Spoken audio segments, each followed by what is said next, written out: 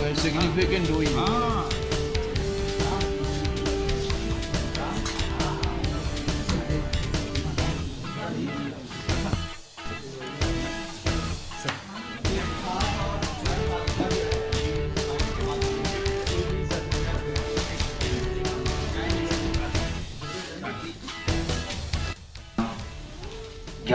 दिसंबर को मैं आप सभी से इसी प्रेस क्लब में मिला था, जो कि प्री यात्रा प्रेस कॉन्फ्रेंस थी।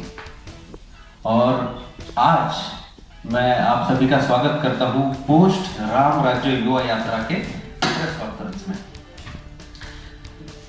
मित्रों, 13 दिसंबर को हम सभी ने, यानी सुदर्शन राष्ट्र निर्माण ट्रस्ट ने राम राज्य युवा यात्रा की शुरुआत दिल्ली से कोलंबो के लिए की थी।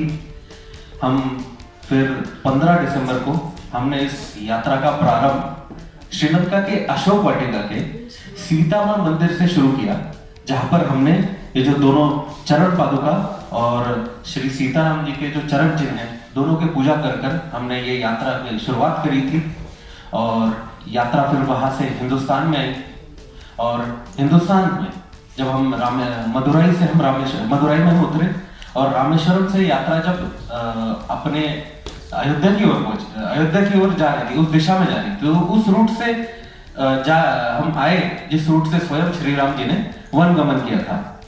एक की सेवा करनी है तो भी मन में राम चाहिए, माँ बाप की सेवा करनी है तो भी पुत्र राम चाहिए, शबरी की सेवा करनी है तो भी ईश्वर राम चाहिए, भाई का साथ देना है तो भी भाई राम चाहिए, फिर वो लक्ष्मण को साथ अपने आप उसको मिलता है। और जनता की सेवा करनी है तो भी राजा राम चाहिए, और भक्तों की सेवा करनी है तो प्रभु राम चाहिए। और ये सारी मर्यादाएं प्रभु की इसमें है। और इसलिए कविता में इस यात्रा में भाषणों में कुछ जगह मैंने कही थी कि माता पिता की आज्ञा का तो केवल एक बहाना था, मातृभूमि की सेवा करने प्रभु को वन में जाना था।